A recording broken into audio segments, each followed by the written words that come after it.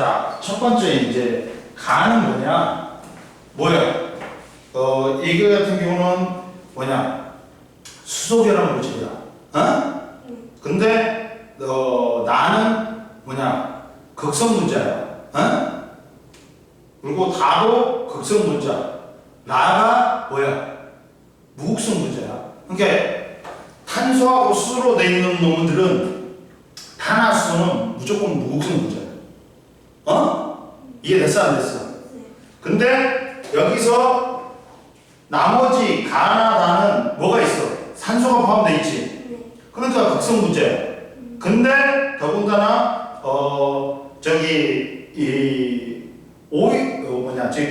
얘 같은 경우는 수소결합 물질이야. 가는. 그러다 보니까 가가 나보다 끓는 점이 높은 결합은 수소결합입니다. 근데 나도 수소결합 아니에요? 얘는 뭐냐면 이렇게 되어 있어. 이렇게 되어 있단 말이야.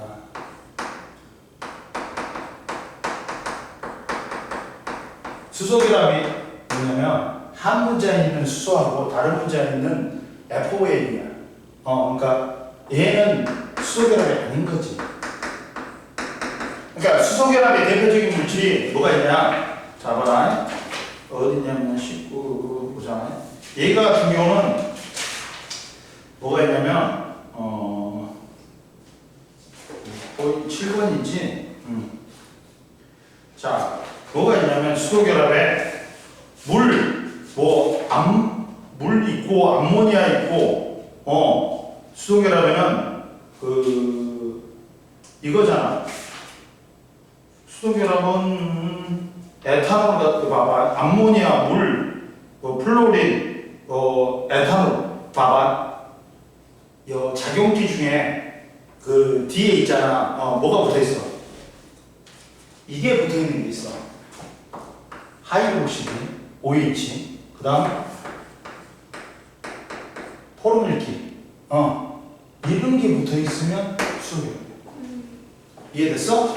근데 대칭 구조로 돼 있고 그러지. 그러면 그거는 수소결합이 아니야. 응? 이해됐지? 이해됐어?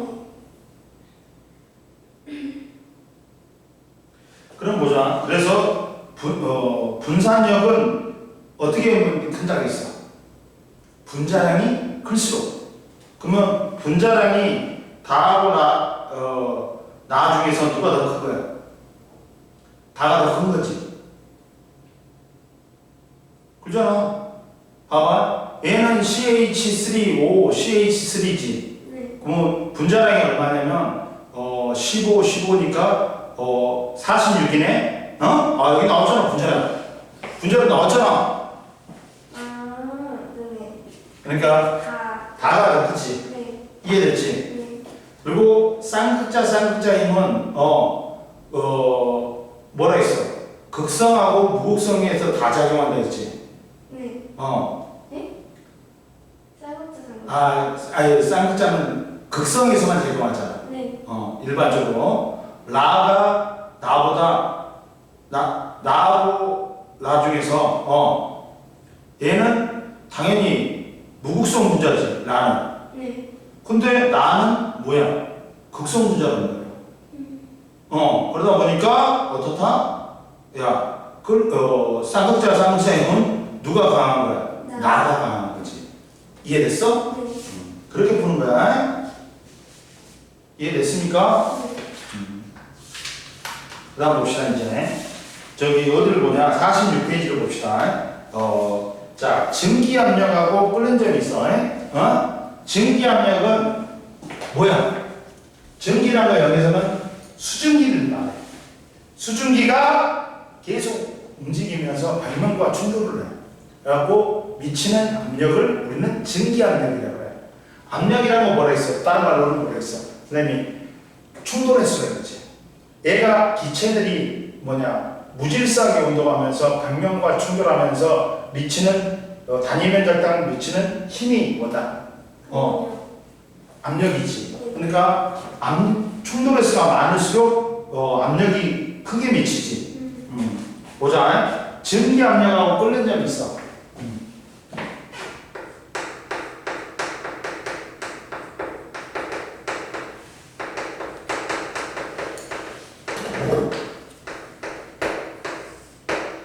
그러면 우리가 이제 자, 첫 번째 증기 압력 봐봐. 증기 압력은 뭐야? 언제 나타난다? 증기 압력은 동적 평형 상태에서 나. 언제 일어나고? 동적 평형 상태에서. 물을 열었어. 플라스카. 그러면 이제 시간이 지나면 동적 평행 상태에 든 거네. 동적 평행 상태는 뭐야? 증발 속도하고 뭐하고? 그렇지.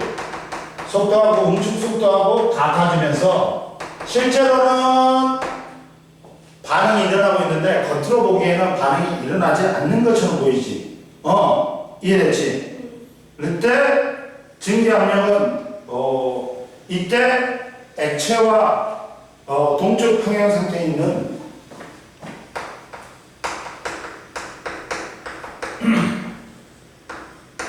액체와 동적 평행 상태에 있는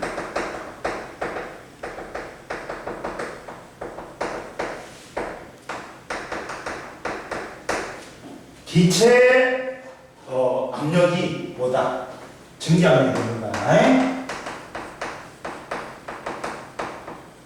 뭐냐면 이렇게 옆에 만약에 플라스크 안에 뭘 놔뒀어?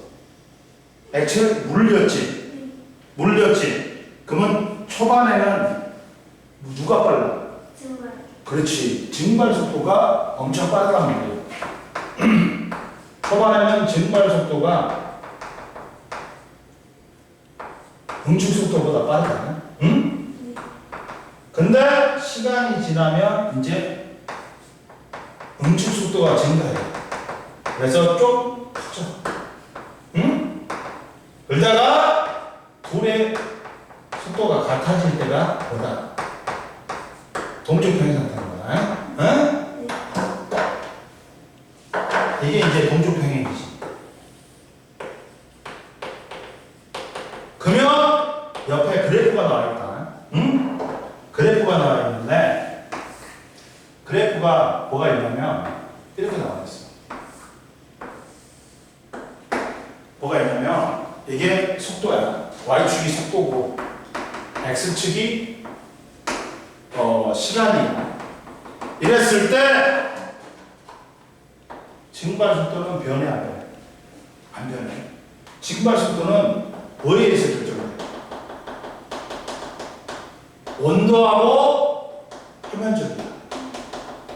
근데 훨씬 누가? 온도가 영향을 크게 미친단 말이야. 온도가 일정하지. 그러면 뭐냐? 봐봐 여기서 동적 평행 상태에서 액체의 증기 압력이지.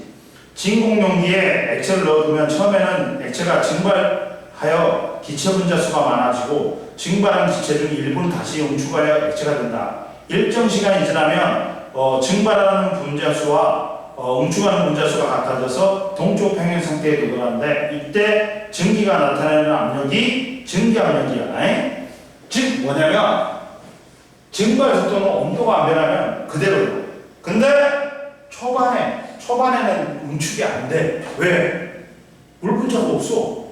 수증기 분자가 없어. 수증기 분자가 어느 정도 있어야지만이 얘들이 충돌해갖고 뭐가 되는 거야? 응축이 되는 거야. 그러다 보니까 응축 속도는 점점 빨라져. 그러다가 같게 돼. 이게 무슨 상태야? 그렇지. 동적 평행 상태야. 그러면 이제 이게 응축 속도잖아.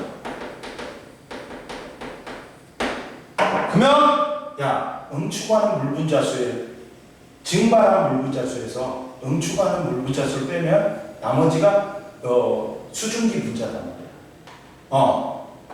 이게 뭐다? 이게 증자입니다.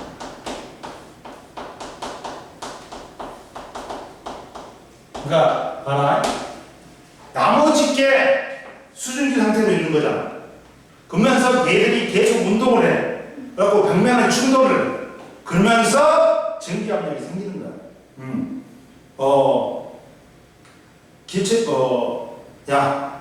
이때 증발과 응축의 차이 때문에 기체 분자들이 밖으로 빠져나가. 그러면 빠져나가서 용기 안에 기체 분자들이 존재하면서 나타나는 압력이 뭐다? 증기 압력이야. 즉 기체 분자의 압력들이 증기 압력이 되는 거야. 나머지 남아있는 플라스틱 안에 남아있는 기체 분자의 압력이 뭐가 된다? 증기 압력이 되는 거야. 얘들이 이제 원래 증발을 많이 했단 말이야. 근데 이제 시간이 지나면 얘네들이 응축해 버린단 말이야. 그리고 그래도 요 플라스틱 안에는 요 수증기 분자들이 있어. 남아 있어. 그러면 그것들이 이제 운동을 해. 하고 벽면에 부딪혀. 하고 미치는 압력이 증기 압력인 거야. 그러면 봐라. 처음에는 처음 상태에서는 U자관이 J자관이 어떻게 돼? J자관이 어떻게 돼? 똑같아. 시험관 안 하고. 근데 시간이 지나면 동쪽 평형 상태에 도달하기 전에는 기체 분자 수가 점점 늘어나고 압력이 증가하지. 그러니까 이 플라스틱 안에 압력이 높아진단 말이에요. 그러다 보니까 위로 올려. 그리고 동쪽 평행 상태에 도달했을 때 이 높이 차가 뭐가 됩니다. 증기 압력이 됩니다. 왜? 나머지 수증기 분자들이 얘들을 밀어붙였단 말이에요. 그래갖고 이때 높이 차가 뭐가 되는 거야? 그렇지. 이해됐어? 근데 이게 수은이잖아. 그러면 수은 760mm HG가 1기압이지. 만약에 이게 높이 차가 36cm야. 그러면 이 증기 압력은 얼마야? 0.5야. 0.5기압이 되는 거야. 76cm면 1기압이 되는 거고. 이해됐어? 이렇게 되는 거야. 따라서 이 높이 차만큼이 뭐가 된다? 증기 압력이 되는 거야. 이해됐어?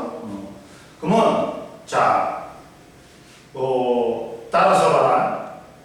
옆에 나왔어. 증발과 응축의 동쪽 평행 상태. 겉으로는 아무 변화가 없는 것처럼 보이지만 실제로는 증발과 응축이 같은 속도로 끊임없이 일어난 상태야. 그리고 시간에 따른 증발 속도와 응축 속도. 온도가 일정할 때 증발 속도는 온도에만 영향받기 때문에 일정하다. 그리고 응축 속도는 기체 분자 수가 많아질수록 빨라지므로 점차 증가하다가 일정해진다. 그러면 증기 압력의 크기는 뭐에 따라 달라진다? 그렇지. 증기 압력의 크기는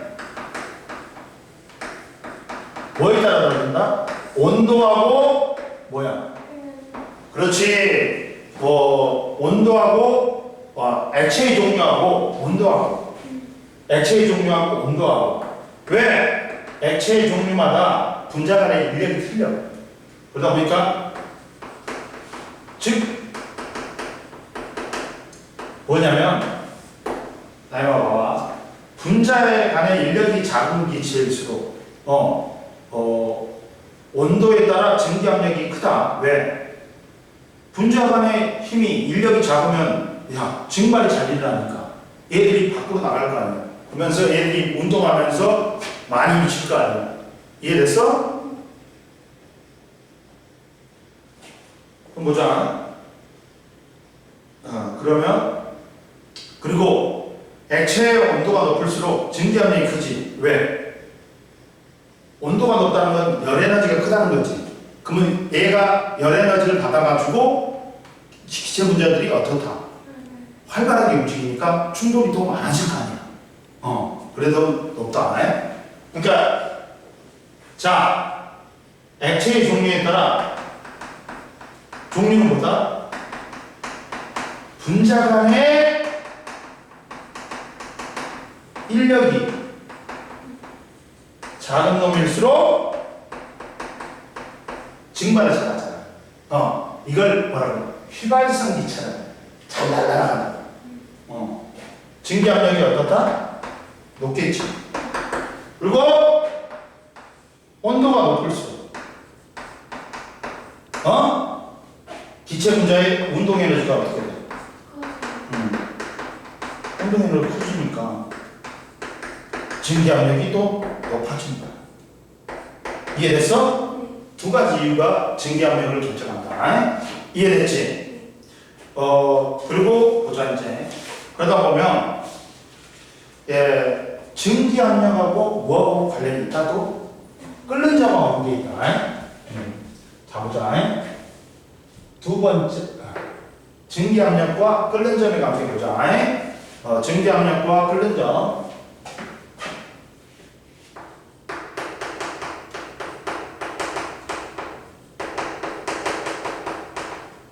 끓는 점이 있는데 첫 번째 이런 게 있어. 끓음은 뭐야? 이게 기화에는 두 가지가 있다. 기화는 뭐야?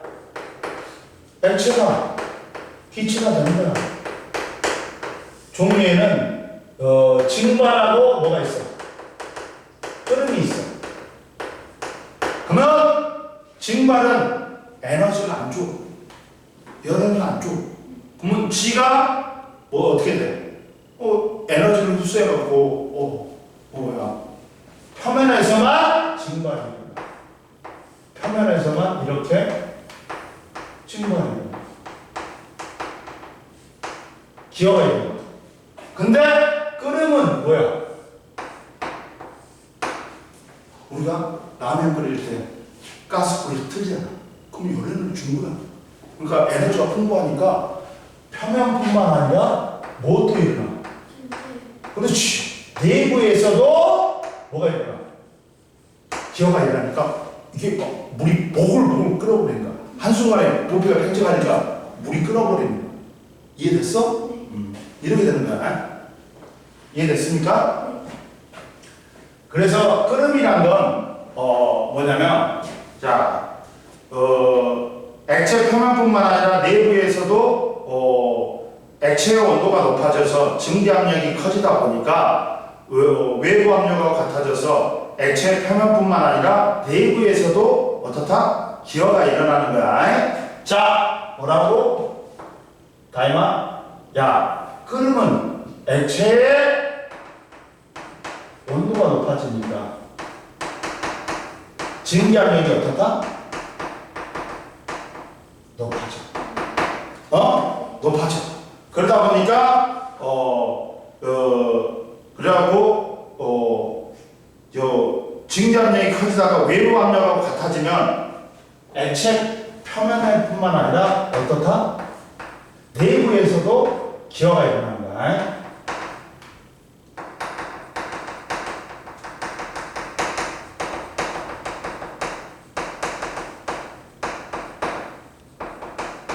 일어나는 게 뭐다? 끓음이다. 이해됐지? 야, 끓는 점은 그러면 우리가 뭐라고 표현해요?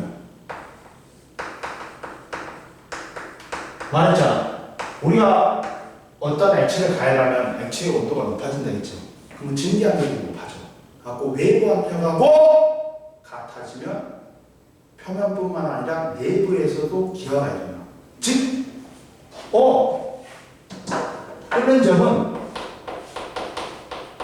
증기압력과 외부 압력이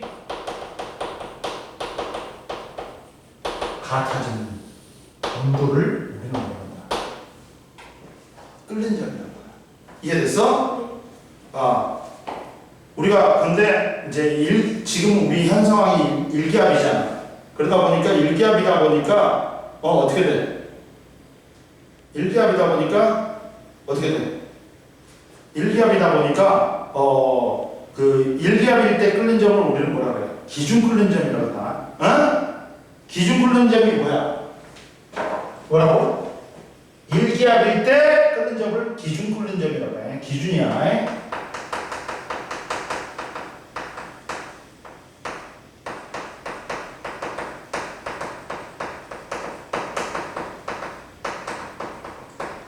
근데 봐라.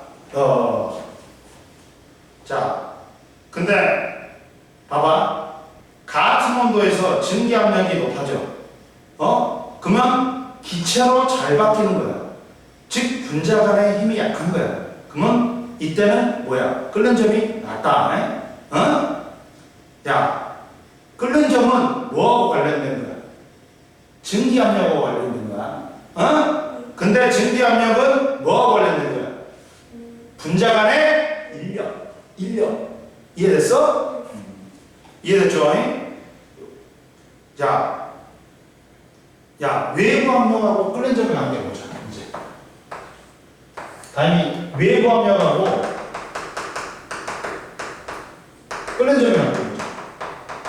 다음아, 다시 말할게. 봐라. 자, 끓는 점은 뭐에 관계돼? 증기압력. 증기압력이 높아지면 높아져가지고 외부 압력하고 같아질 때 온도를 갖다가 우리는 끓는 점이라고 해요. 그리고 이 증기압력은 뭐하고 관련된다? 분자 간의 인력. 그렇지. 분자 간의 인력이 약하면 증기압력이 세겠지. 왜? 쉽게 증발하니까. 이해됐어? 그러면 외부 압력을 높이지. 그럼 어떻게 된다? 외부 압력을 높이지. 높이면 증기압력도 어떻게 돼? 높아져야 돼. 그러면 끓는 점은 어떻게 된다? 끓는 점은 높아지겠지.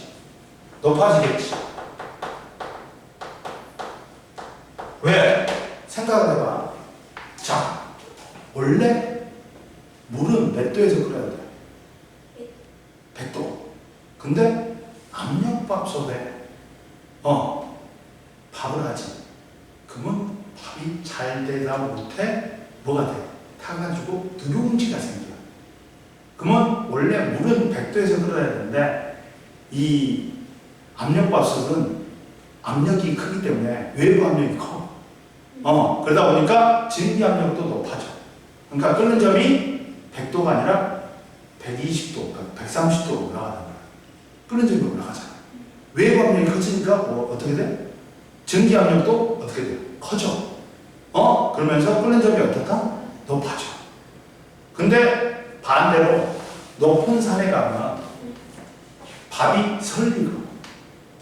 왜? 압력이 낮아지잖아. 그러다 보니까 100도에서 끓여야 되는데 100도보다 더 낮은 데서 끓여버리니까 밥이 덜 익는 거야. 즉 외부 압력이 낮아지니까 증기압력도 낮아져. 그리고 끓는 점도 낮아지는 거야. 이해됐어? 이게 대해서 나온다.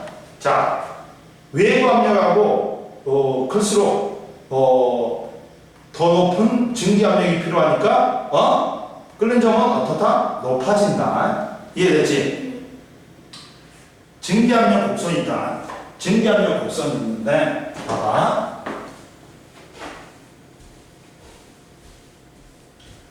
두 번째, 증기압력 곡선이 있어.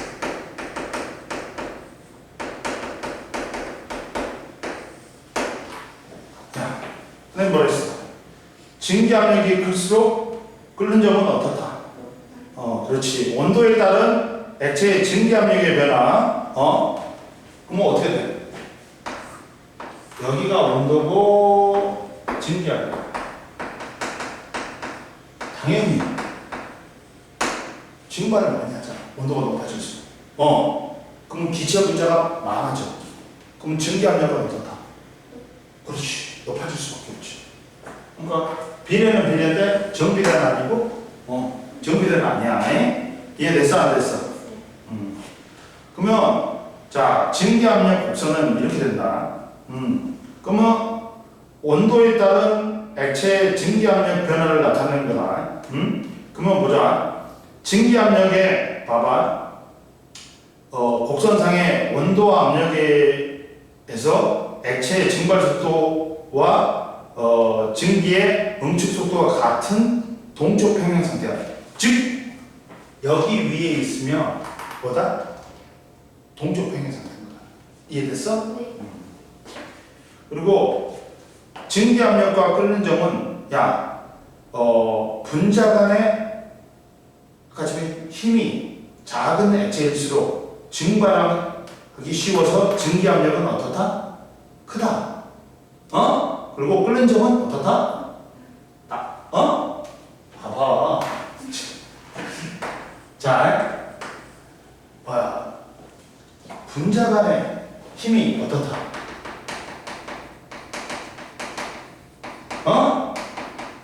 인력이 작아. 그러면 어떻게 돼?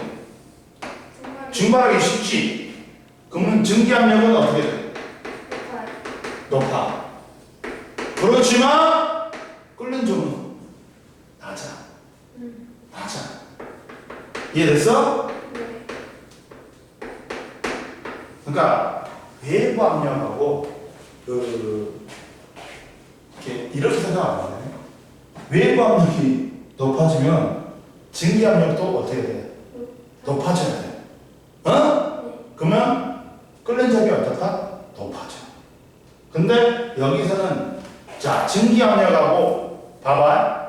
자 증기 압력은 끓는 점은 뭐에서 결정돼? 분자 간의 인력에서 결정돼. 증기 압력은 또 뭐에서 결정돼? 야 끓는 점은 뭐하고 관련돼? 증기 압력하고 관련돼. 그리고 증기 압력은 뭐하고 관련돼? 인력. 그렇지. 분자 간의 인력. 근데 분자 간의 인력이 적어. 그러면 증발이 잘 된단 말이야. 네. 그러니까 증기 압력은 높아져. 네. 그렇지만 끓는 점은 어떻다? 낮아져. 그리고 외부 압력하고 끓는 점은 무슨 관계? 비례관계. 비례관계.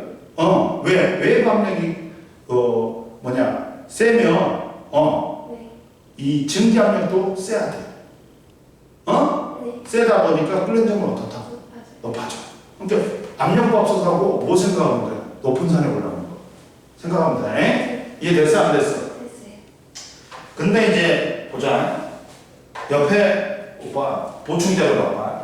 액체를 끓으면 액체를 가하려면 증기 압력이 점점 커지다가 외부 압력과 같아지면 액체 표면뿐만 아니라 내부에서도 기포가 발생하면서 끓기 시작한다. 그리고 외부 압력에 따라 끓는 점이 변하는 애가 뭐야? 높은 산 위에는 대기압이 1기압보다 낮아. 물이 100도보다 낮은 온도에서 끓는다. 따라서 높은 산에서 밥을 하면 낮은 온도에서 끓어서 밥이 설익는다. 외부 압력이 낮아지면 끓는 점 낮아져. 근데 압력 솥은 뚜껑을 밀폐하여 물을 가열하여 증기 양이 늘어나다 보니까 물을 누르는 압력이 1기압보다 높아지므로 끓는 점은 높아진다. 따라서 압력솥에 물을 끓이면 100도보다 높은 온도에서 끓기 때문에 조리 시간을 줄일 수 있다. 이해됐지? 그 다음 47페이지 올라와. 이게 시험에 잘 나와. 탐구자료창에 여러 가지 증기 압력 곡선 비교야. 자, 그러면 얘들은 1기압하에서 어디서 끄는 거야?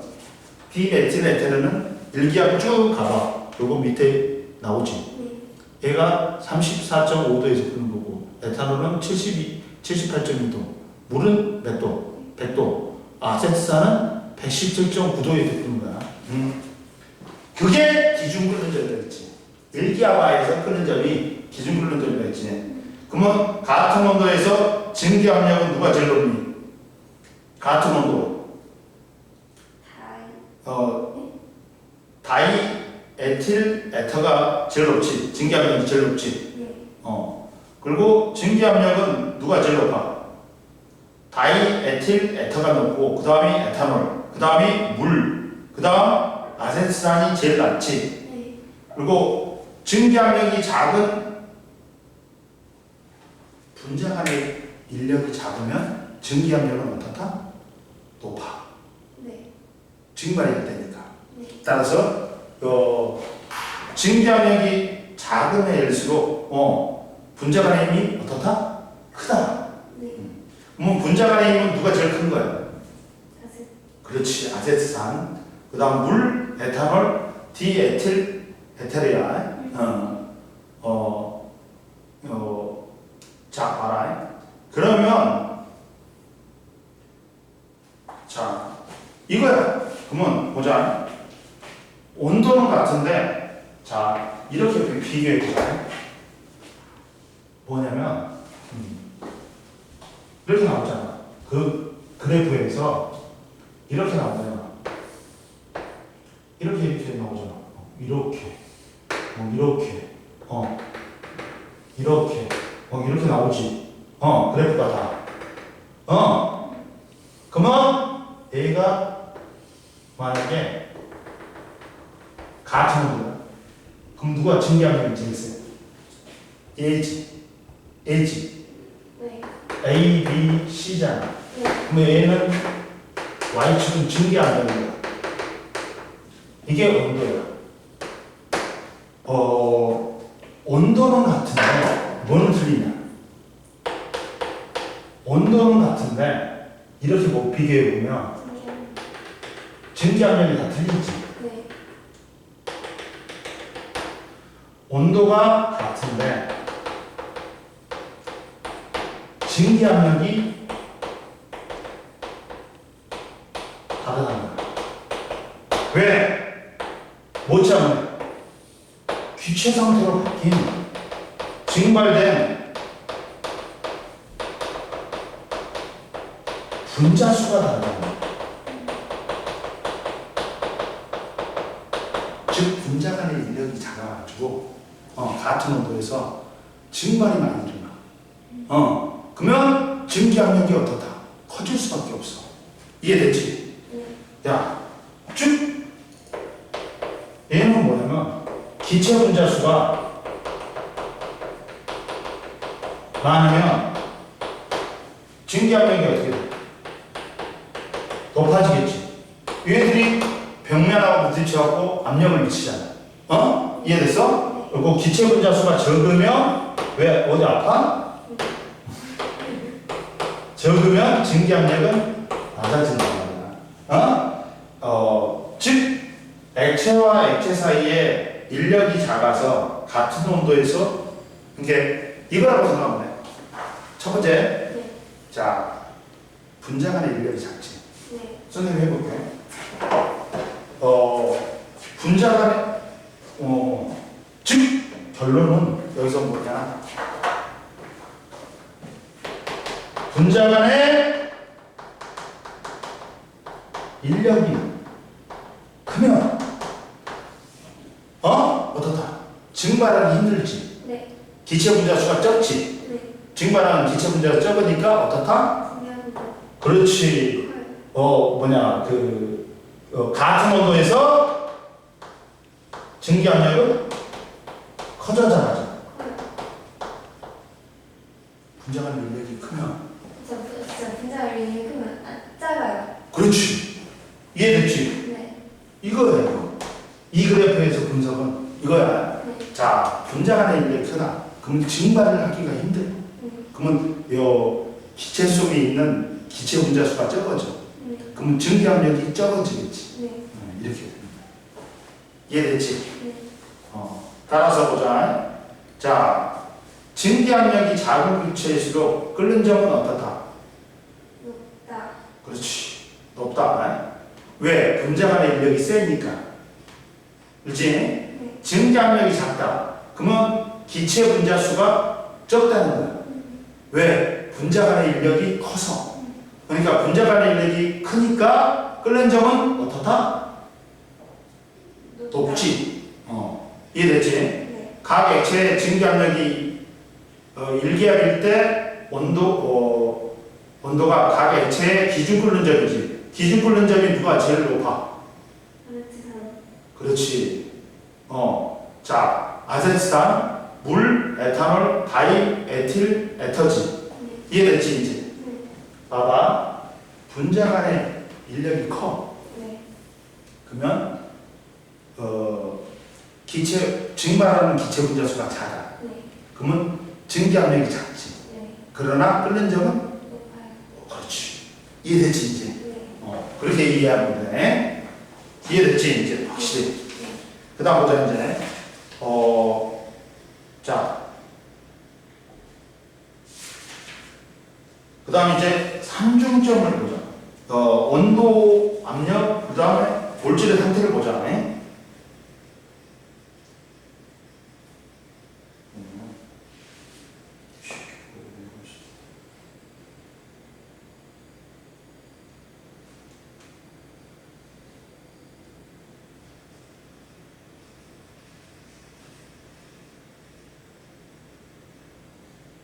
됐지? 그럼 보자.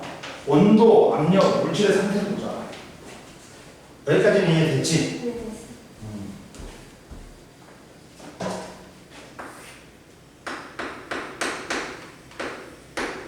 온도, 압력과 물질 상태.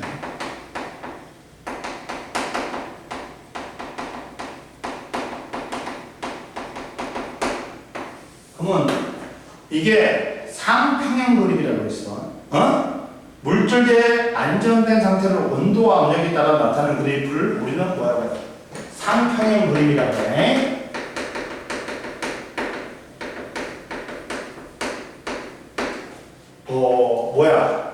물질의 안정된 상태를 뭐에 따라 나타낸다?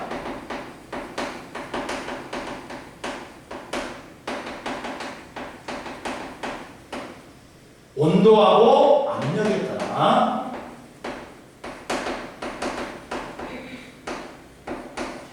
이게 상평형이야. 근데 물하고 이산화탄소하고 상평형 그래프가 비슷하긴 비슷한데 어디서 틀려? 용의 곡선하고 용의 곡선에서 틀리단 말이야. 얘는 기울기가 물은 용의 곡선에서 마이너스야. 근데 요 이산화탄소는 뭐야? 용의 곡선에서 플러스야. 기울기가 오른쪽으로 된 게 플러스, 왼쪽으로 된 게 뭐야? 마이너스야. 그리고 봐라. 삼중점은 뭐야? 융의 곡선은 이제 고체가 액체가 되는 거지. 그러니까 융의 곡선은 고체하고 액체가 공존. 그리고 증기압력 곡선은 액체가 기체가 되는 거잖아. 그러니까 증기압력 곡선은 액체하고 기체가 공존하고, 그다음 승화 곡선은 뭐야? 고체에서 기체로, 기체에서 고체로 막바로 변하는 거지. 그러니까 고체하고 기체가 공존한다는 거야. 옆에 봐. 상평형이라는 건 뭐냐? 물질의 세 가지 상태인 기체, 액체, 고체 중에 두 가지 이상이 함께 존재하면서 상태 변화가 같은 속도로 일어나고 있는 동쪽 평행 상태를 우리는 뭐라고 해? 상평형이라고 해. 이해됐지? 근데 삼중점은 모든 게 다 존재할 수 있어. 근데 물은 삼중점에서의 기압이 얼마니? 0.006이야. 그러면 1기압보다 이 삼중점의 기압이 작지? 그러면 뭐가 안 일어나? 승화가 안 일어나. 승화가 안 일어나. 막바로 고체에서 기체로, 기체에서 고체로 안 일어나. 근데 봐봐. 이산화탄소는 야, 삼중점에서 기압이 얼마니? 5.2야. 그러다 보니까 1기압보다 높지. 그러니까 얘가 뭐야? 얘는 승화성 물질인 거야. 야, 드라이아이스가 뭘 얻어서 된 거야? 이산화탄소를 흘린 거야. 그러니까 드라이아이스는 고체에서 막바로 뭘로 변하는 거야? 기체로. 그렇지? 야, 승화가 일어나고 안 일어나고는 이 삼중점에서의 기압이 1기압보다 적으면 안 일어나. 근데 1기압보다 크지? 그러면 뭐가 승화가 일어난다. 이해됐어? 그리고 증기압력 곡선은 둘 다 공통적이지. 양의 값을 가지니까 외부 압력이 높아지면 둘 다 뭐다? 끓는 점은 높다. 이해됐지? 그러면 융의 곡선을 봐봐. 근데 융의 곡선에서 차이가 많이 나지. 물은 기울기가 무슨 값이야? 마이너스. 그렇지, 음의 값이야. 그러다 보니까 외부 압력이 높아지면 이제 증기는 뭘 따져? 끓는 점을 따지는 거야. 융에는 뭐야? 녹는 점을 따져. 근데 원래 외부 압력이 높으면 녹는 점, 끓는 점은 높아야 돼. 근데 음의 기울기니까 낮아져 버려, 오히려. 뭔 말인지 알겠지? 네. 양이면 플러스면 외부 압력이 증가하지. 그러면 끓는 점, 녹는 점은 어떻다? 높아져. 응? 근데 마이너스 기울기야. 그러면 외부 압력이 높아지면 끓는 점, 녹는 점은 어떻게 돼? 낮아져야 돼. 응? 그러니까 끓는 점은 높아지고 녹는 점은 어떻다? 낮아져.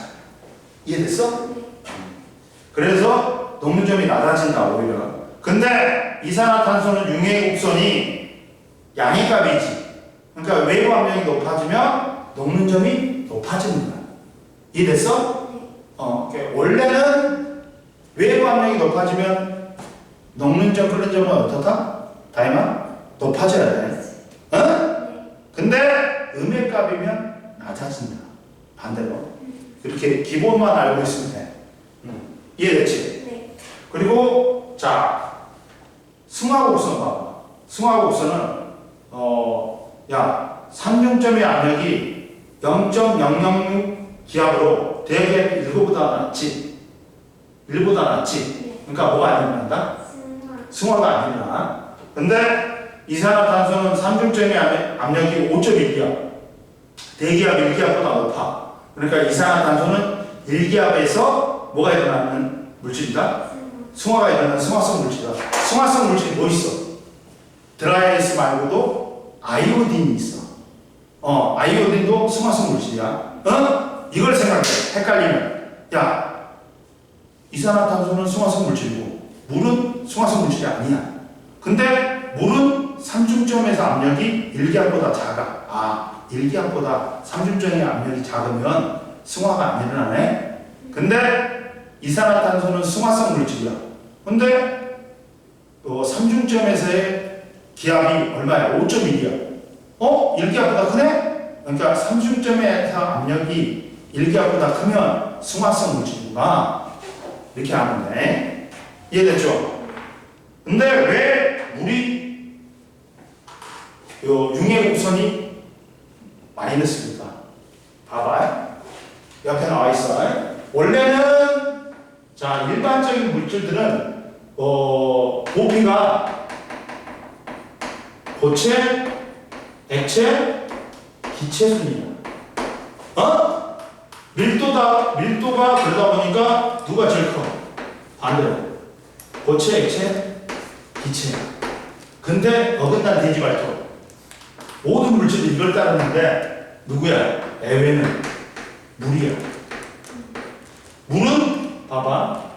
부피가 당연히 수증기가 제일 커. 수증기가 커. 기체인. 그 다음 액체인. 물이 커야 되는데 물은 얼어버리면 육각 수가 아니라 육각 얼음이 돼요. 빈 공간이 생겨요. 그러다 보니까 얼음이 더 부피가 큰 고체 물보다. 그러다 보니까 밀도가 어떻게 돼? 야, 물이 제일 커. 그 다음에 얼음이 그 다음에. 그러다 보니까 우리가 더울 때 얼음 동동 띄워주세요 그랬지. 물에다가. 밀도가 적으니까 물보다 밀도가 적으니까 얼음이 떠버리는 거야. 즉 그것 때문에 음의 기울기가 가는 거야. 봐봐. 물의 융의 곡선은 왜 음의 기울기를 나타낼까? 대부분의 물질은 고체가 액체보다 밀도가 크지. 그래갖고 고체에 압력을 가하면 입자 간의 거리가 가까워지고 더 단단한 고체가 되지. 근데 물은 얼음보다 밀도가 크기 때문에 얼음에 압력을 가하면 얼음이 녹아서 물이 되므로 물의 융의 곡선은 음수를 갖는 거야. 반대로. 이해됐어? 이해됐지? 넘겨봐. 이해 안 되는 거 있어 여기? 괜찮아? 그리고 뭐냐? 상평형 그림의 물의 상평형 그림의 해석이다. 물질의 상태를 온도와 압력에 따라 나타내는 그래프를 상평형 그림이라고 그래. 근데 상평형 그림을 활용하면 특정 조건에서 물질이 어떤 상태로 존재하는지 쉽게 알 수 있다. 조건을 변화시켰을 때, 상태 변화도 파악할 수 있다. 그럼 봐라, 이게, PT는 무슨 곡선이야? 융의 곡선. 그 다음에, OT는 증기압력 곡선이야. 증발이 일어나니까. 그리고, QT는 뭐야? 승화 곡선이야. 즉 융의 곡선은 고체와 액체가 평형을 이루는 원도 압력을 나타내는 그래프 곡선으로 고체와 액체가 함께 존재하고 얼음과 물이 평형을 이루는 원도 압력이다. 증기압력 곡선 OT는 액체와 기체가 평형을 이루는 원도와 압력을 나타내는 곡선으로 액체와 기체가 함께 공존하며 물과 수증기가 평형을 이루는 원도 압력을 나타낸다. 승화 곡선 QT는 고체와 기체가 평형을 이루는 원도와 압력을 나타내는 곡선으로 고체와 기체가 함께 존재한다. 얼음과 수증기가 평형을 이루는 온도 압력이야. 그러다 보니까 일기압하에서 물에 끓는 점은 옆으로 가봐. 몇 도야? 옆으로 가고 밑으로 가봐. 몇 도야? 100도. 일기압하에서 어디야? 100도잖아. 근데 얘는 어는 점은 뭐야? 여기로 찾자고 그러지. 자, 봐라. 그래서 봐라. 자, 보자. 그러면 삼중점 T는 뭐야? T는 고체, 액체, 기체가 고체, 액체, 기체가 어떻게 돼?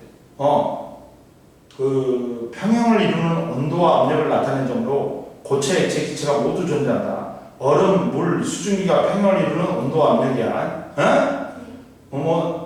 온도는 얼마니? 0.01이고 압력은 얼마야? 그렇지. 그리고 자, 일기압하에서 이게 봐봐. 일기압하에서 얘가 이제 끓는 점이면 얘가 일기압하에서 녹는 점인 거야. 그래서 0도인 거야. 이해됐어? 즉 얘는 뭐야? 왜 녹는 점이야? 고체에서 액체로 되잖아. 얘는 액체에서 뭐로 된 거야? 기체로 되니까 끓는 점이지. 이해됐어? 그리고 보자. 자, 압력을 일정하게 하고 온도를 높이지. 그럼 뭐가 돼? 고체하고 액체하고 용의 곡선상에는 공존하지. 그러다가 넘어가면 온도를 더 높이면 액체가 되지. 그 다음 이제 온도를 더 높이다가 100도가 되면 뭐가 돼? 증기압력 곡선상에 있으니까 액체하고 기체가 공존하지. 근데 100도보다 더 높여버리면 뭐가 되는 거야? 기체가 되거든요. 이해됐어? 즉 여기에서 상평형 그래프에서 이 곡선 위에 있으면 두 개의 생이 공존해. 얘는 뭐야? 고체 액체가. 여기는 뭐야? 증기압력 곡선은 액체 기체가. 그리고 여기 승화 곡선은 고체 기체가 공존하는 거야. 그리고 이 삼중점은 다 공존하는 거지. 이해됐어 이제? 그래프를? 그리고 기준 끓는 점, 기준 녹는 점을 찾으려면 일기압하에서 온도를 올리면 돼. 그러면 여기는 고체로 존재하지. 여기는 고체 액체, 여기는 액체. 그리고 증기압력 곡선 위에 존재하면 액체 기체. 그리고 더 온도를 올리면 기체. 이해됐어? 한번 풀어봐. 모르는 거 없지? 이제 알겠지? 야, 다임아, 그 삼중점의 기압이 일기압보다 낮다. 그러면 승화가 안 일어나. 근데 삼중점의 기압이 1기압보다 높지. 그러면 뭐가 일어나? 승화가 일어난다. 네. 근데 물은 뭐야? 삼중점의 압력이 얼마야? 0.006이지. 네. 1기압보다 낮잖아. 그러면 승화가 일어나 안 일어나? 안 일어나요. 그렇지. 네가 파악을 한 거야 이제. 이해됐어? 네. 풀어봐. 한번. 여기. 이거 시작. 응? 네. 이해됐어 안 됐어 이거? 됐어요. 그렇게 어려운 거 아니야 이거? 말 그대로 상하고 증기압력이라는 게 뭐 있어? 액체가 증발해가지고 기체 분자가 그 미치는 압력 언제 동쪽 평행 상태가 됐을 때 미치는 압력이 증기압력이야. 증기압력하고 분자 간의 인력은 어떤 관계예요? 반비례지. 네. 보면 분자 간의 인력이 세지. 그럼 증발이 잘. 증발이 안 일어나니까 기체 분자 수가 적어져. 그러다 보니까 증기압력이 적어져. 그러면서 끓는 점은 커요. 그렇지, 그렇지. 이해됐지? 네. 파악했어 이제. 이해됐어? 네. 그리고 증기압력 곡선이 플러스잖아. 네. 플러스면 어떻게 된다? 증기압력이 높아지면 끓는 점이 어떻게 된다? 낮아지니? 응? 이해됐지? 네.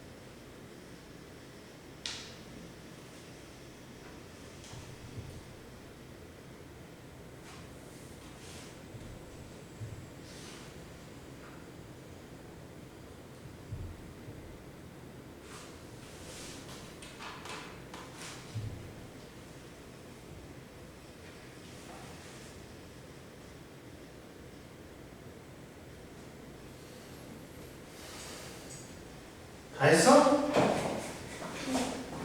모르는 거 있어? 보고 있어요. 보고 있어?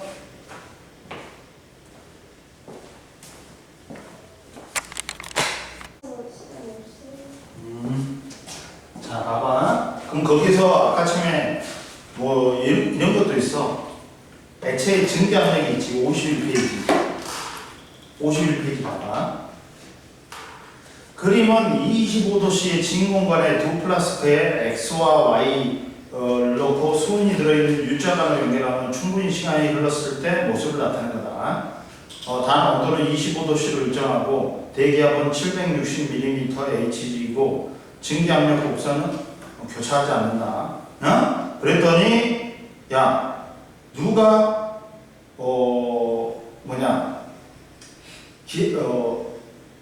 대기압하고 누구 중에 봐봐 대기압하고 Y의 그 압력 중에 누가 더 큰 거야? 대기압이 더 큰 거야. 어? 네. 그 다음 X하고 Y 중에는 누가 더 큰 거야? Y. 그렇지. 이해됐지? 네. 그러니까 증기 압력은 누가 더 크다? Y. Y가 더 크다. 네. 그러면 그러면 당연히 증발 속도가 누가 더 큰 거야? Y. 그렇지. 그러면 Y의 증기 압력은 760에서 H2를 빼면 되지. 네. 그리고 X는 760에서 H2 빼기 H5까지 빼야 돼. 이해됐어? 따라서 증기 압력이 누가 더 큰 거야? Y. Y가 더 큰 거지. 그러면 끓는 점은 누가 높다? 반대로 X가 높은 거지. 네. 이해됐지? 다 있죠. 따라서 분자 간의 힘도 누가 끄는 점은 분자 간의 인력이지. 네. 다른 말로 하면 따라서 X가 더 큰 거지. 네. 이렇게 보면 돼. 이해됐지? 네. 그리고 이제 58페이지를 보자. 이제 고체를 보자. 이제 기체, 액체. 기체하고 지금 고체만 하는 거야. 네. 보자. 이제 오늘 또 오셔? 이따가? 저 독서실 가요. 어? 바로 집 안 가요. 집에 안 가고? 그러면 안 오셔? 밤에 오죠. 이제 네. 독서실에서 갈 때? 오늘은 네가 버스 타고 가야 돼? 응? 타이밍? 아니 학교가 있어서 응. 조금만 걸어가면 돼. 그래? 자, 보자. 고체 분류 보자. 응? 네. 이제 고체를 볼 거야. 그럼 보자. 고체는 액체보다 입자와 입자 사이가 가까워 서로 따닥따닥 붙어 있어. 그리고 제자리에서 진동만 하고 있어. 밖에서 아무리 압력을 줘도 압축되기 힘들고 서로 잘 잡아주고 있어서 어디로 흘러가지도 못한 형태를 유지하고 있다. 이해됐지? 봐. 고체의 특징은 고체는 액체나 기체와 달리 일정한 크기와 모양을 가지며 입자 사이에는 작용하는 인력이 매우 크다. 이로 인해 고체를 구성하는 입자들은 자유롭게 이동하지 못하고 고정된 위치에서 진동만 하고 있다.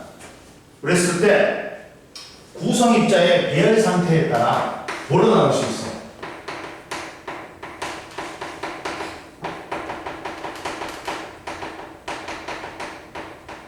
상태에 따라 두 가지로 나눌 수 있지. 결정성 고체하고 비결정성 고체로 나눌 수 있어. 다이나 네. 고체는 크게 구성 입자의 배열 상태에 따라 결정성 고체가 있고 비결정성 고체가 있어.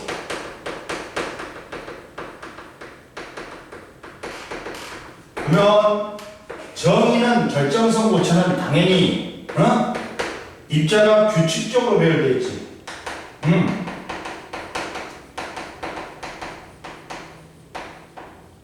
근데 비결정성 고체는 입자가 불규칙하게 배열되어 있다는 거야. 이 차이다.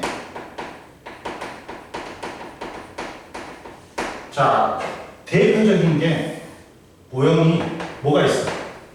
결정성 고체는 뭐가 있어? 석영이 있지. 네. 석영이 봐봐. 구성 입자의 배열이 규칙적인 고체인데 석영은 결합력이 일정하지. 그래가지고 대표적인 게 석영이야. 따라서 녹는 점이 어떻다? 일정해. 결합력이 일정하니까 녹는 점도 일정하다. 뭐 있어? 석영, 염화나트륨, 얼음, 금속 등이 있지. 근데 비결정성 고체는 구성 입자의 배열이 불규칙적이기 때문에 결합력이 제멋대로 결합하니까 어느 결합은 강하고 어느 결합은 약해. 약한 결합을 끊을 때 에너지가 적게 들지. 그러다 보니까 결합력이 일정하지 않기 때문에 녹는 점이 일정하지 않는다. 유리, 고무, 엿 등이 있지. 이해됐어? 네.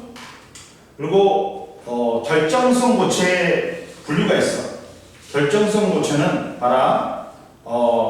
자, 결정성 고체의 분류가 있는데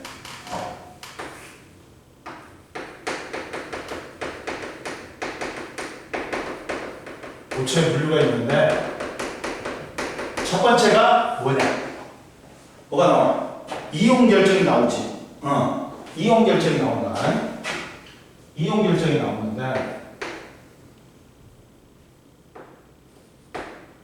이온 결정은 이온 결합하는 물질이지. 얘는 정전기적 인력에서 결합하기 때문에 상온에서 고체야. 근데 결정성 고체 분류에서 결정을 구성하는 입자 사이의 결합 방식에 따라 이온 결정, 금속 결정, 분자 결정, 공유 결정이 있다. 우리가 화학 결합이 3개가 있잖아. 3개가 있잖아. 뭐 있어? 화학 결합들은 다 뭘 만족하게 하는 거야? 옥텟 규칙. 가껍질에 들어갈 수 있는 전자를 꽉꽉 채우는 거. 288. 그리고 이온 결합이 금속 양이온하고 비금속 음이온이 정전기적 인력에 의해서 결합하는 거. 그리고 얘가 이온 결정이 되는 거야.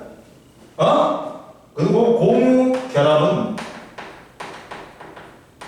비금속과 비금속이 전자를 공유하면서 옥텟 규칙만 해갖고, 근데 얘는 2개가 있어. 뭐 있어? 분자 결정하고 뭐가 있어? 여기서는 공유 결정이라고 그러지. 공유 결정이 있다.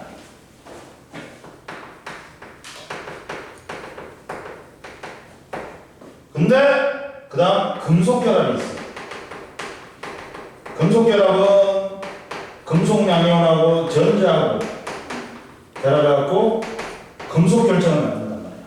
근데 이 중에 공유 결정이 제일 끓는 점 녹는 점이 높아. 이 공유 결정이 제일 높아. 다이아몬드 같은 거, 흑연 같은 거, 엄청 높아. 근데 분자 결정은 뭐 있냐면 얼음, 물 분자가 결합해갖고 이두잖아. 드라이스 그런 게 있어. 아이오드. 그러니까 제일 낮아. 그리고 이온 결정이 2번째로 높아. 정전기입니다. 그리고 금속 결정이 보통 3번째로 높아. 그리고 분자 결정이 제일 낮아. 이해됐어? 네. 그럼 첫 번째 이온 결정을 보자. 이온 결정은 금속 양이온과 비금속 음이온이 이온 결합을 하면서 규칙적으로 배열되어 있지. 아까 뭐 있어? 염화나트륨이나, 이렇게 선생님 말했잖아. 금속 양이온과 비금속 음이온이 플러스 마이너스잖아. 얘가 전자를 줘버리는 거야. 그러면서 지는 양이온이 되는 거고, 얘는 전자를 받아서 음이온이 되는 거야. 그러면서 정전기적 인력에 의해서 규칙적으로 배열되는 거야. 대표적인 게 염화나트륨하고 뭐가 있다? 염화세슘이 있지. 이해됐어?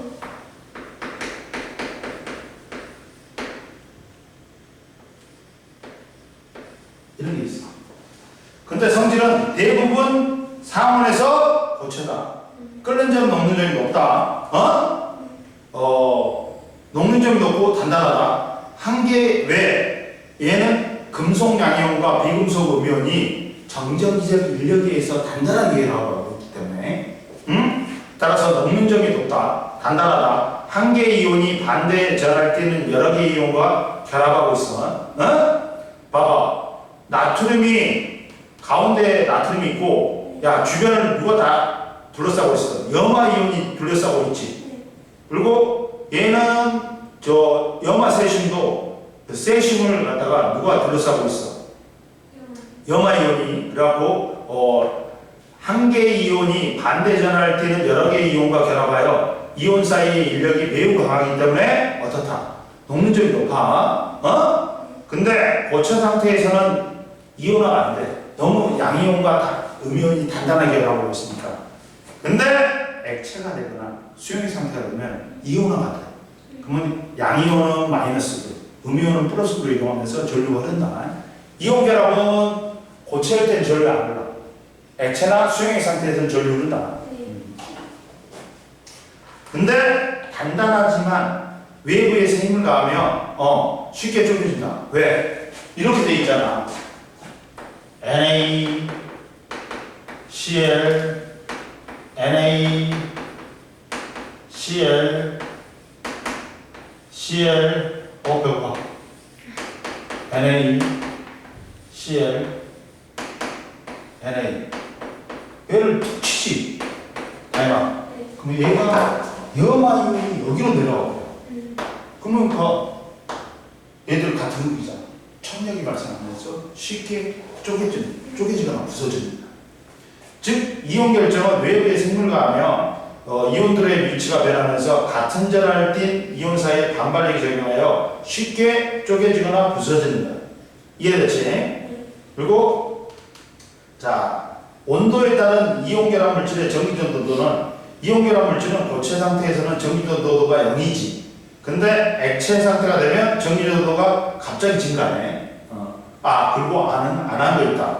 옆에 보충 자료 비결정성 고체 활용 봐봐. 비결정성 고체 성질을 활용하여 새로운 소재를 개발하기도 한다. 예를 들어 철이나 지르코늄 등을 이용해서 만든 비결정성 합금은 일반 금속에 비해서 강도가 강하고 부식이 잘 되지 않는다. 이러한 성질은 기계 부품, 스마트폰, 스포츠용 부품 등 다양하게 이용된다. 이해됐지?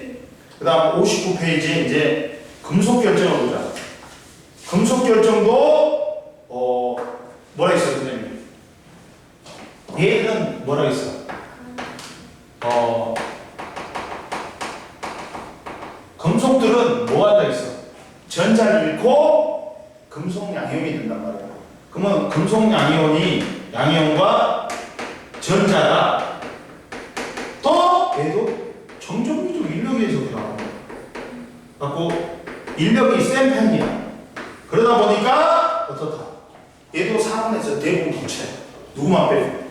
수은만 빼고. 금속 원자들이 금속 결합을 하여 규칙적으로 배워야 된다. 즉 뭐냐면 만약에 철은 전자 두 개를 넣고 뭐가 되냐? 금속 양이온이 돼. 근데 이때 금속의 특징은 다 누구 때문에? 이 자유전자 때문에 나타나는 거야. 원래 전자는 원자에게 구속돼 있지. 근데 얘는 구속을 벗어나고 자유롭게 움직이는 전자야. 그러면 이렇게 돼 있단 말이야. 전자의 바다 위에 금속 양이온이 떠 있는 구조야. 이렇게. 그러면 이렇게 일력, 이렇게 일력, 이렇게 일력, 이렇게 일력, 이렇게 일력, 이렇게 일력, 이렇게 일력, 이렇게 일력. 그러니까 망조를 치지.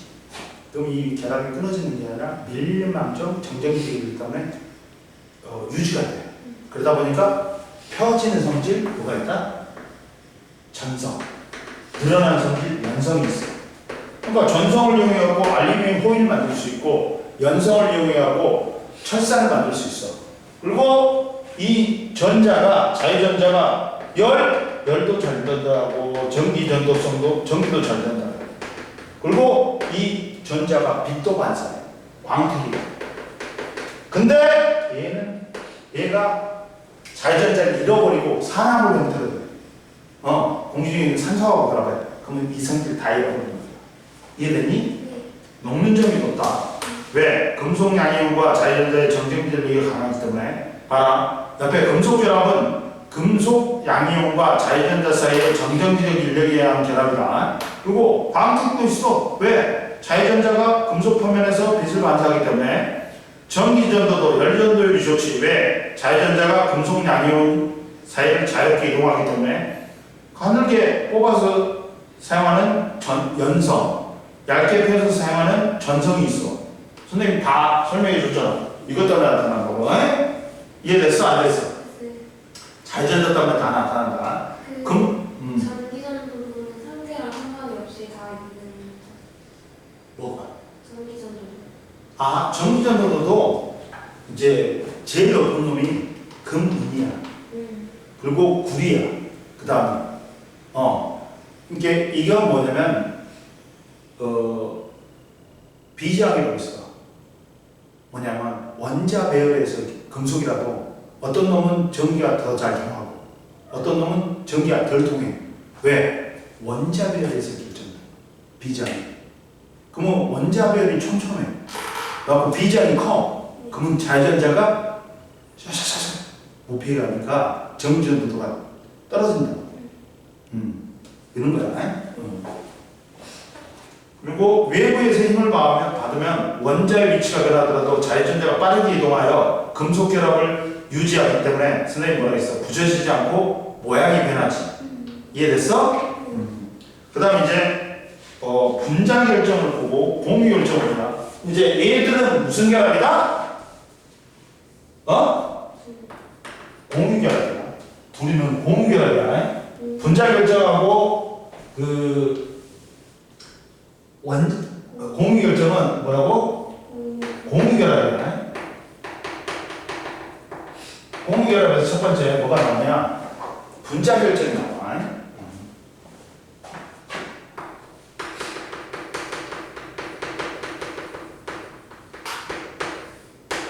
분자 결정이 나오는데 분자 결정 같은 경우는 뭐냐면 공유결합으로 이루어진 분자들이 분자 간의 힘에 의해서 규칙적으로 배열된 결정이야. 즉 분자 간의 힘은 뭐가 있니? 세 가지가 있지.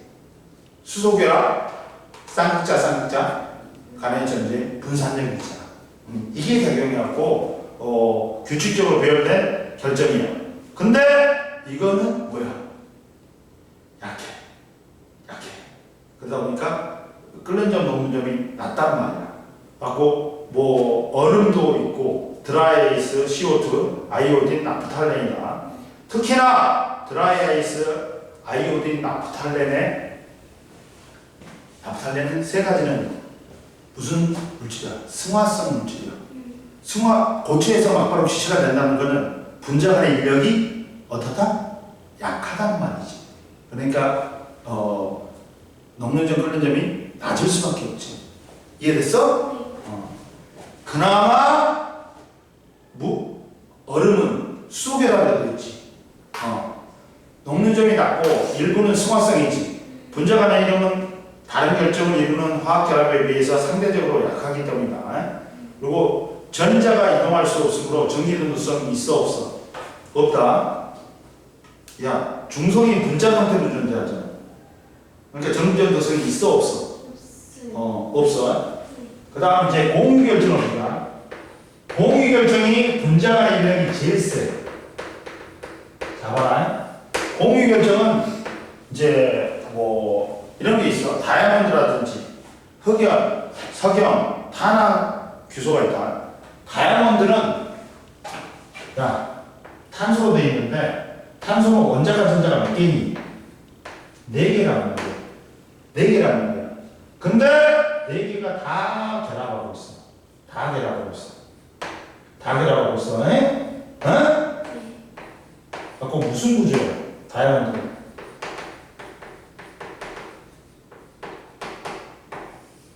그물 구조. 그러다 보니까 강도나 경도는 졸라 세. 강도나 경도는 세. 그러니까 네 머리가 다이아몬드 머리라고 요구한 거야. 그리고 전류는 안 흘러. 왜? 남는 전자가 없어. 다 결합하고 있어. 근데 이제 그 흑연이 있어. 흑연은 층산구조야. 층산구조야. 이렇게 결합하고 있어.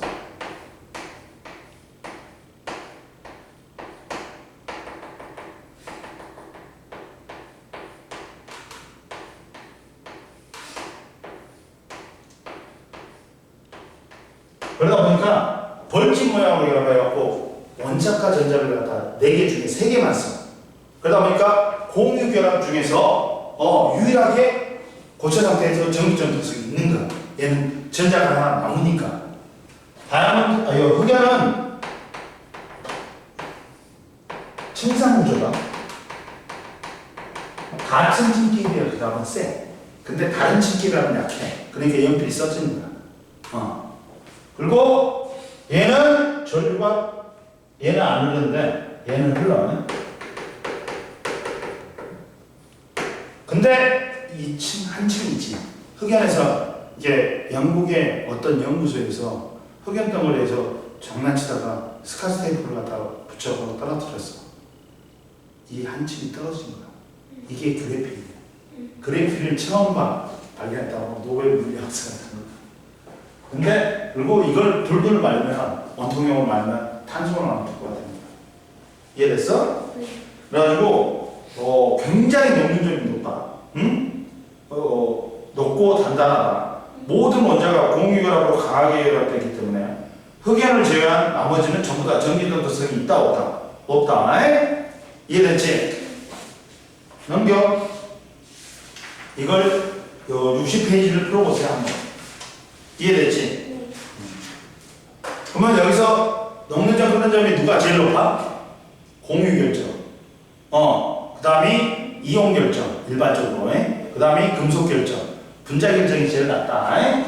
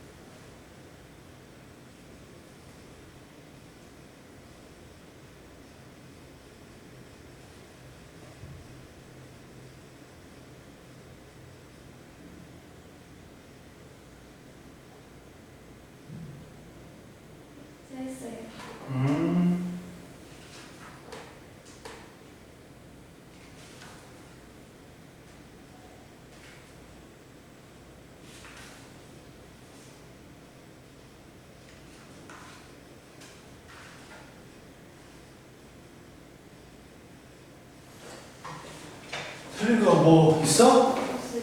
어려운 거 있어? 네. 없어? 그럼 끝났네. 다 끝났어. 이거 다 끝났어. 응?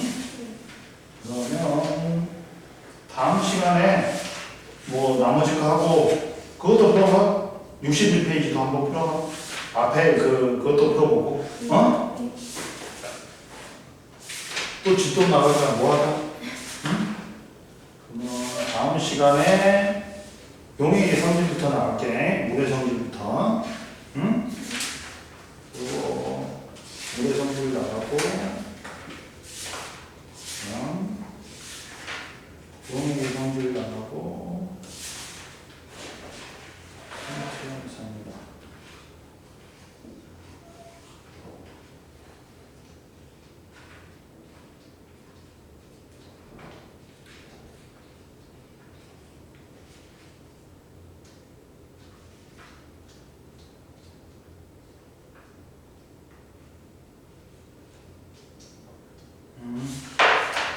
그러면 돼.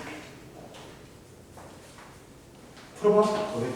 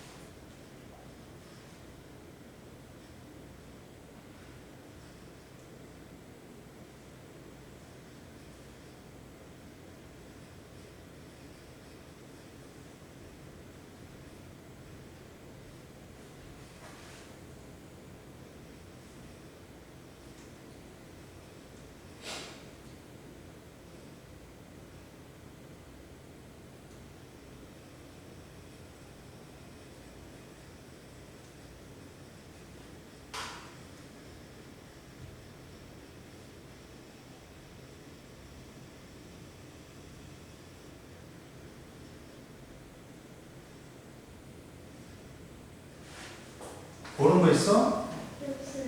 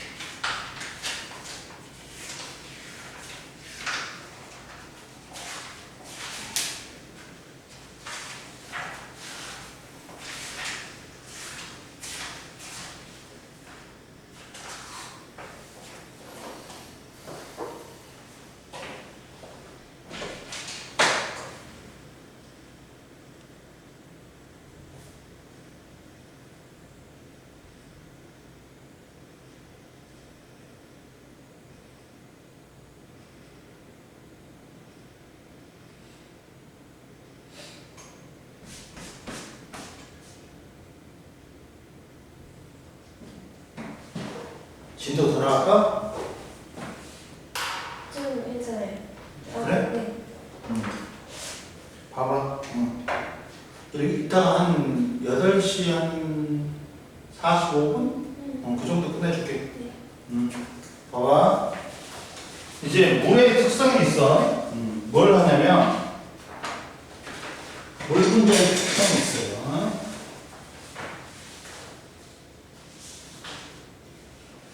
물 분자의 특성이 있습니다.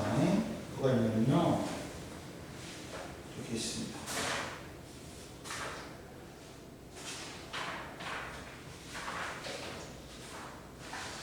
자, 봅시다.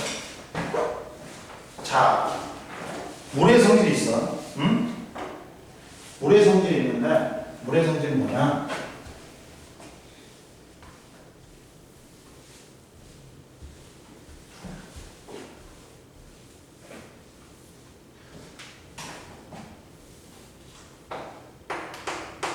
뭐가 있냐?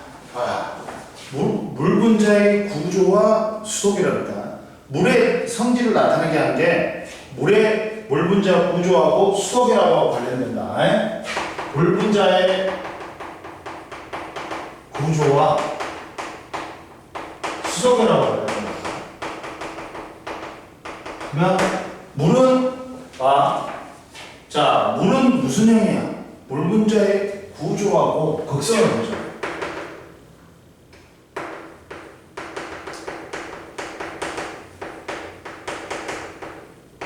자, 물은 수속이라고 했고 극성이야. 그래서 분자량이 비슷한 놈 중에서는 굉장히 끓는 점이 녹는 점이 높은 편이야. 분자 간의 인력이 세다 보니까 그게 뭐 때문에 나타난다? 물 분자의 구조하고 극성 때문에 나타나. 응? 즉 첫 번째 구조는 어떻게 돼 있어? 이렇게 돼 있단 말이야. 구분형 구조야. 응? 구분형 구조고 뭐가 있다? 저 뭐냐 단일 결합이 두 개다. 어? 그리고 이렇게 돼 있어. 그리고 이 각도가 104.5도라는 거야. 이해됐어? 수소 원자 두 개하고 산소 원자 하나가 공유결합하고 있는데 결합각이 104.5도인 구분형 구조다. 그리고 극성은 이제 어떻게 돼? 이 수소가 산소가 전기 음성도가 커. 그러다 보니까 이쪽으로 이렇게 끌어당겨 버려. 그러다 보니까 얘는 전자쌍을 이렇게 되는 거지. 뭐냐?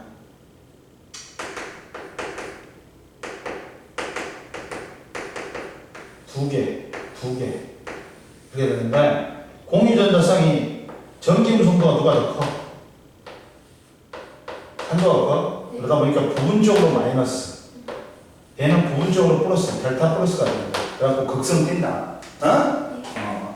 그 산소 원자는 부분적으로는 음전할 때이고 수소 원자는 부분적으로 양전할 때는 극성 물질이다. 그러다 보니까 극성은 극성끼리 잘 녹지.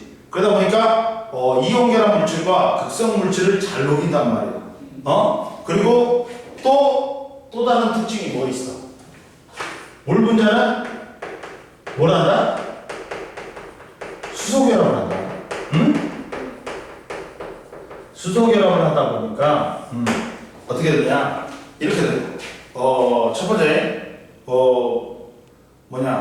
물 분자는 한 분자인 여기에 있는 한 분자에 있는 수소와 다른 분자에 있는 뭐가 FOM 산소가 결합하고 있어. 이게 무슨 결합이다? 이게 수소 결합이야. 근데 이 수소 결합을 물 한 분자가 4개를 하잖아. 지금 여기서도. 4개를 하다 보니까 수소 결합 중에서도 더 센 편이야. 이해됐지? 물 분자는 전기 음성도가 큰 산소 원자가 수소 원자하고 결합하고 있고 분자 사이에는 수소 결합한다. 근데 이 분자 사이 결합 중에서 수소 결합이 센 편이야. 그리고 물은 물의 다양한 특성은 뭐 때문에 나타난다? 수소 결합. 그리고 분자 간에는 물 분자 간에는 수소 결합하고 있고 원자 사이에는 공유 결합하고 있다. 결합의 세계가 당연히 누가 세? 당연하지. 원자 간의 결합이 훨씬 센 거야. 얘는 무슨 결합? 공유 결합이야. 분자 간의 결합 중에서 수소 결합이 센 편이지. 야, 봐봐. 얘는 100도만 주면 끊는단 말이야. 근데 얘는 몇백 도야? 왜 끊으려면? 그러니까 훨씬 누가 셌어? 공유 결합이 세. 근데 이제 분자 간의 결합 중에서 수소 결합은 센 편이지. 이해됐어? 그리고 물의 상태가 변할 때는 뭐만 끊는다? 수소 결합만 끊으면서 끊어지고 공유 결합은 끊어지지 않는 거야. 그리고 물 분자는 최대 몇 개의 이유당 물 분자하고 할 수 있다고? 수소 결합을 할 수 있다. 4개. 그러다 보니까 수소 결합하는 수가 많은 거야. 그러다 보니까 끓는 점, 녹는 점이 높을 수밖에 없어. 옆에 봐라. 물의 녹는 점과 끓는 점, 용해열과 기화열은 물은 수소 결합을 함으로 분자 사이에 작용하는 힘이 매우 강하다. 따라서 분자량이 비슷한 다른 물질에 비해 녹는 점, 끓는 점이 높아. 지구의 대부분은 액체 상태로 존재하며 상태 변화하는데 필요한 융유열과 기화열이 크다. 그러다 보니까 지구의 온도 변을 갖다가 줄여준단 말이에요. 그나마 온난화를 줄여준다. 그럼 물의 성질을 보자 이제. 물의 성질을 보자. 물의 성질을 보면 자 물은 이제 첫 번째 물의 성질에서 뭐가 나와? 밀도가 나오지.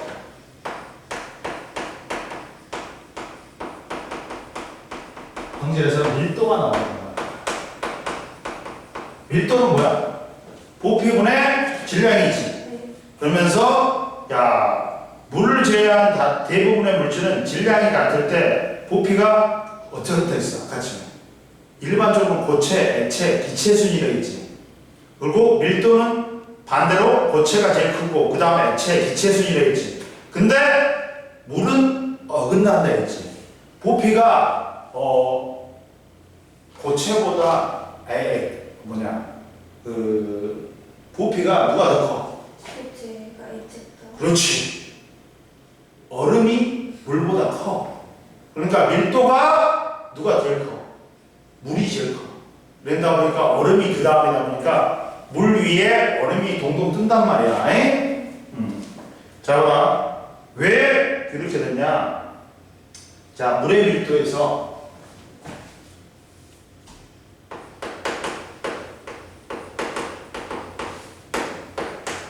자, 보면 물의 상태에 따른 부피와 밀도 비교해 보자.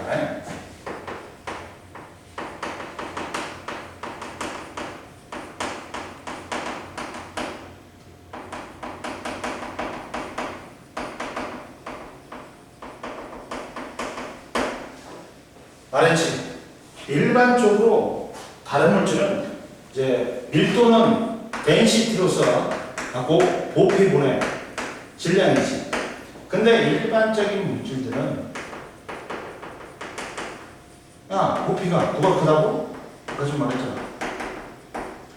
부피가 고체, 액체, 기체 순이야. 그리고 밀도는 반대지.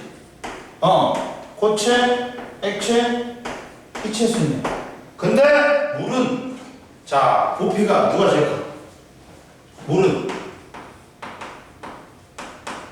부피가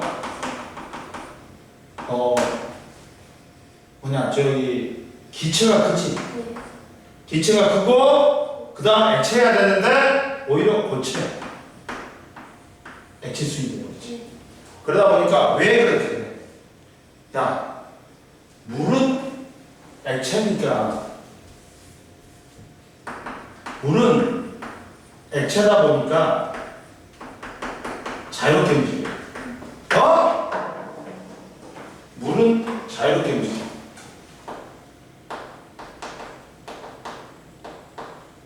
근데 얘는 규칙적으로 배열되어 있어. 고체니까. 근데 얘가 빈 공간, 육각수가 없어. 육각수가 아니라 육각 얼음인 거야. 얘네들이 결합하면서 얼음이 되면 어떻게 된다? 육각형이 돼버려. 육각형이 돼버려. 이렇게 결합하는 거야. 이렇게 결합하는 거야. 이렇게 결합하는 거야. 뭔 말인지 알겠어? 네. 그러니까 이만큼 빈 공간이 많이 생겨버리니까 부피가 오히려 증가해버리는 거야. 수소 결합을 형성하면서 육각형을 이룬단 말이야, 얘들이. 그러니까 얘들이 다 뭐다? 한 분자에 있는 수소하고 다른 분자에 있는 산소하고 결합하면서 수소 결합을 형성해. 수소 결합을 형성하는데 이 수소 결합이 육각형이 되어버립니다. 그러면서 빈 공간이 많이 생겨버립니다. 응? 이해됐어? 그러면서 평면으로만이 아니라 앞뒤로도 존재하므로 모든 물들이 육각형이 된다. 그러면서 가운데 빈 공간이 생겨. 빈 공간이 유지되면서 분자들이 배열되다 보니까 자유롭게 존재할 때보다 부피가 커진다. 이해됐어? 그러니까 얼음에서 물로 변하면 수소 결합의 일부가 끊어져. 그러면서 빈 공간을 채우는 물 분자가 생겨가지고 부피가 작아진다. 그러다 보니까 밀도는 어떻게 돼? 따라서 밀도는 어떻게 되고? 누가 제일 커? 밀도는 야 물이 제일 크지. 그 다음이 얼음이고, 그 다음 수증기야. 그러다 보니까 얼음이 물 위에 동동 뜨는 거야. 이해됐지? 네.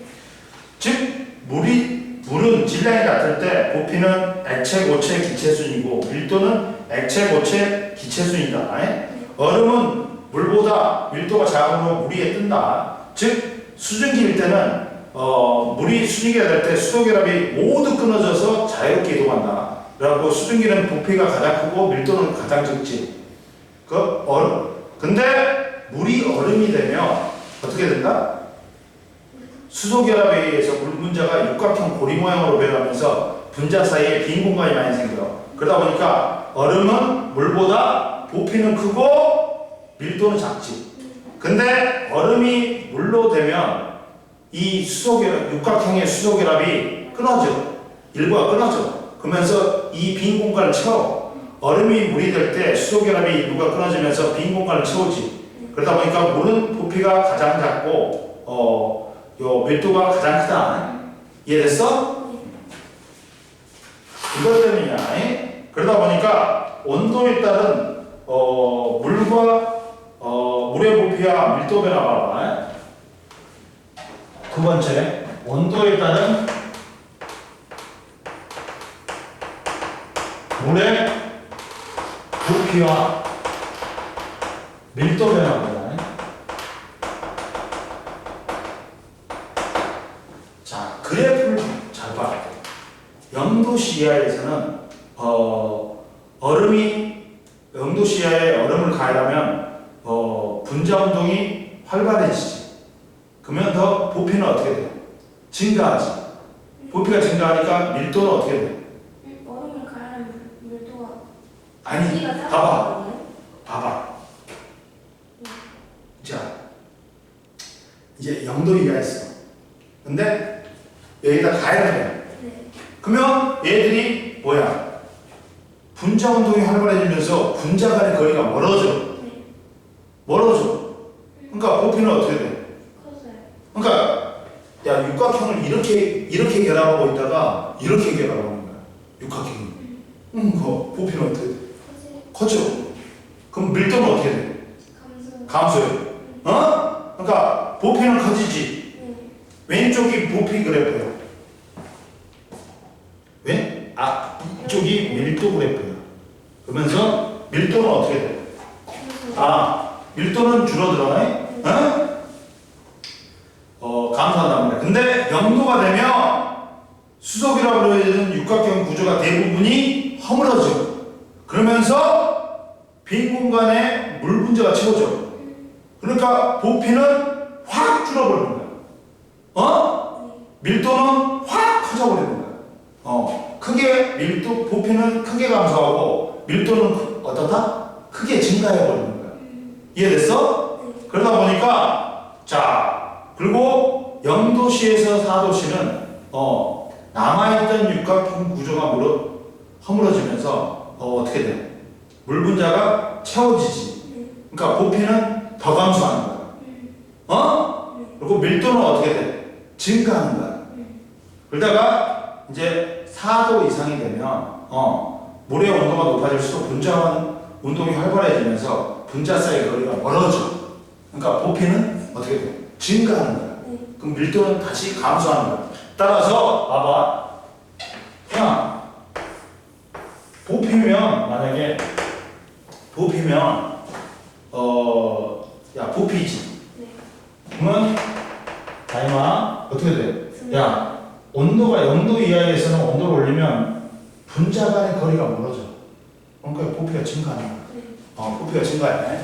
여기구나. 잠깐만. 부피가 증가해.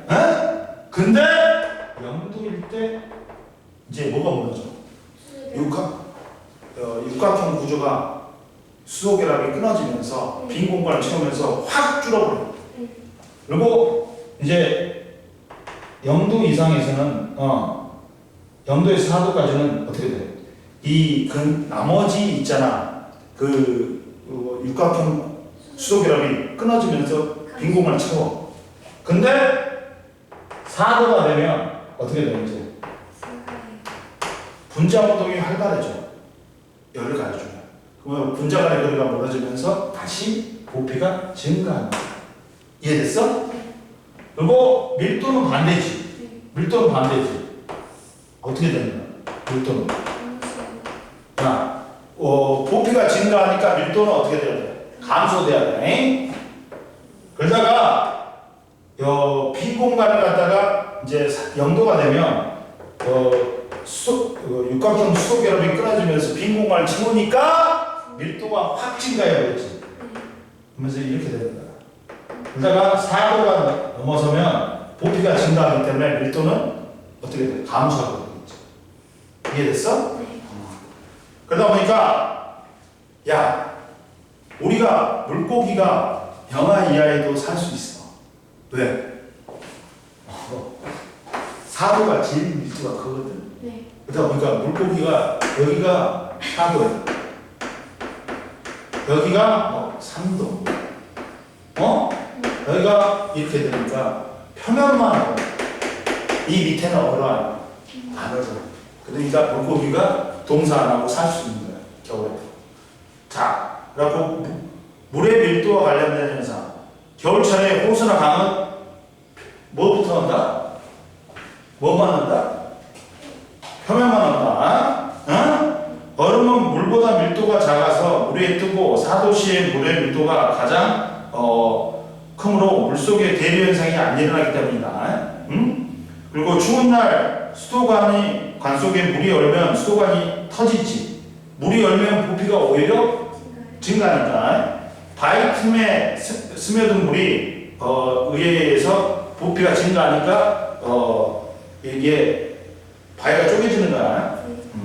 그리고 자 옆에 보자. 물의 온도와 평균 수도결합 물의 온도가 높아지면 물 분자 사이 거리가 멀어지면서 물 분자 사이의 수도결합이 일부가 끊어진다. 따라서 온도가 높아지면 물 분자 사이의 평균 수도결합 수는 어떻다? 감소한다.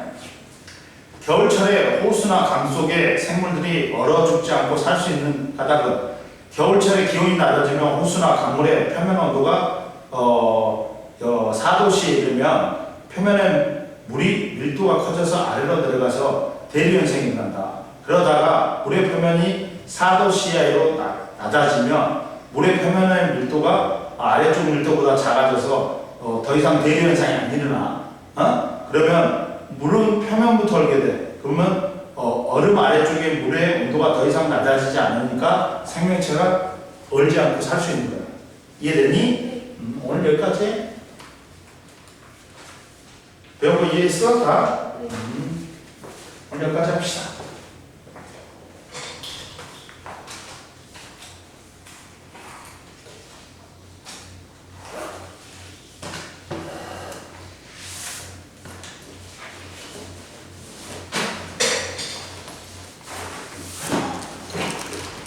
가도 됩니다.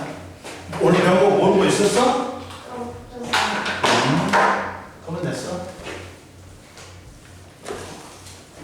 옛날에 어려운 내용들이 좀 빡쳤어. 그러니까 되는 거지. 옛날에 그 어려운 내용이 2과목에 있는 거 그대로 내려왔으면 네가 7을 짜았을 거야. 뭔 말인지 알지? 다 부모님 안 보셨지? 가세요.